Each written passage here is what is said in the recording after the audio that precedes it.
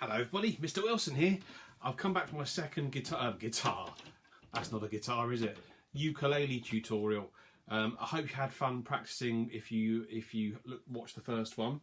Most important thing, have you got one of these? Have you got, not exactly this one here, but some kind of guitar tuner or ukulele tuner.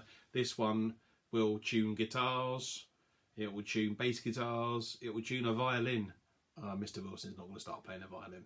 And it will it will tune one of these as well. Remember what I said before, make sure it's off when you finish using it. Mums and dads, really important, because otherwise the batteries run out and then they say, oh, it doesn't work, I haven't got a battery in it. So make sure it's turned off.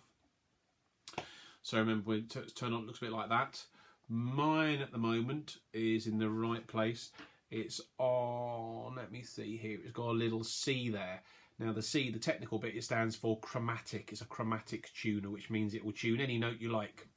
And if you remember rightly, the bottom string on a ukulele needs to be a G, the third string needs to be a C, the second needs to be an E, and the top needs to be an A. Okay?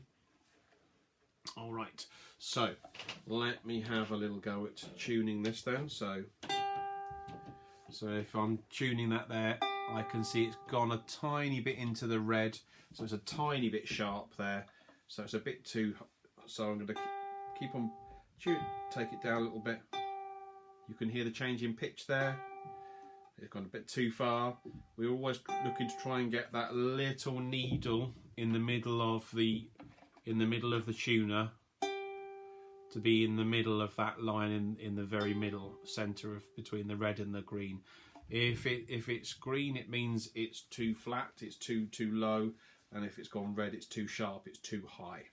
So I'm just doing that. Yeah, that one's in tune. I've done all the C. The C's in right in the red. I need to take that down a little bit.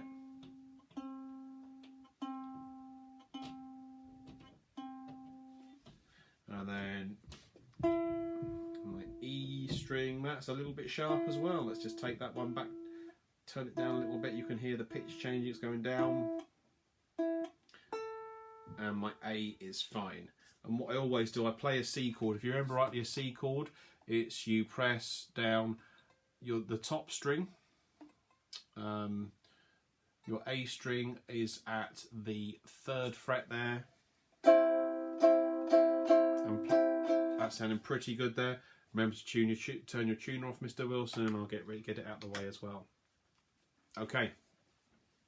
So last time we were playing the C chord, so we were playing that, like I said, that A string, that 1st string at the 3rd fret, and then we thought about A minor, and the A minor was playing the bottom string, the G string, the string closest to your head, at the 2nd fret. And so we're playing all the notes, all the strings. 2, 3, 4, 1, 2, 3, 4. We're having a go at that. Now I can't remember if I said this before, but it's really handy if you can get into a habit really early on with a ukulele. If you can play, you can see I'm putting one finger to each fret there. Okay, we're not worried about the little finger yet, really, I don't think. But we're going to play, so that since I can put one finger on that fret, one finger on that fret, one finger on that fret, one on each fret there. That means for my C chord, I'm not going to use my 1st finger to hold that string down, I'm going to use my 3rd finger.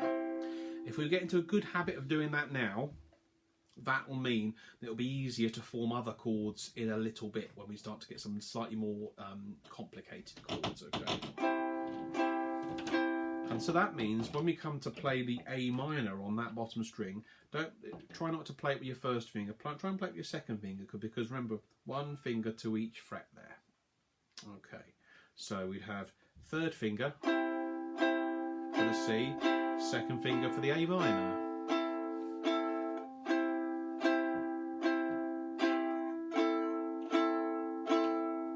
Always do it in those 4 beats, okay? No rock and roll song was ever written that didn't have 4 beats in it, I don't think. There you go. Right. So then I thought let's throw in. We're getting probably quite good at that. Have a bit of practice doing those 2 chords, the C chord, the A minor chord. I thought, well, we could throw in another one where we need to have 2 fingers to hold down strings.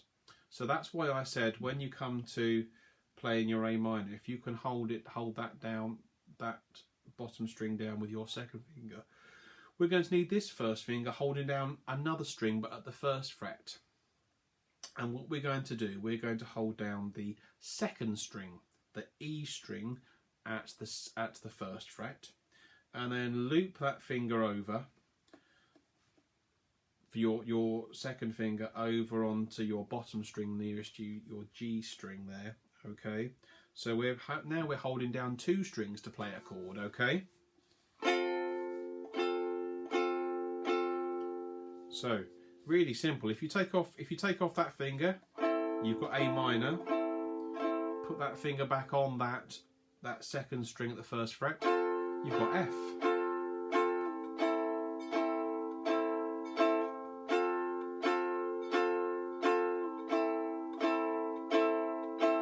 Just what you've got to remember, that what you've got to watch for there is make sure that this 3rd string here, you haven't got. You're going to have to. This finger's going to have to kind of loop over the top. Okay. Oops. Because if it doesn't, if you let it fall kind of flat like that, it's going to dampen that string there. So then it starts to get a bit. Whereas if I loop it over, you start got that fuller feel to it. So you don't want your fingers to collapse down on there. Okay. So you can be going from your C. So remember, we're going to start with our 3rd finger to play our C chord. Okay, where are we? There's our C. Go to an A minor, and then we'll go to an F. And then we'll go back to an A minor. And then we'll go back to a C. 3, and then A minor. And then to an F. And then an A minor. And then a C. Wow. Have a go at practicing that. That's 3 chords we know now. We know C, we know A minor, and we know F. We'll add the 4th chord in this amazing series of chords that we're going to think about here that will let you then start to play loads of songs.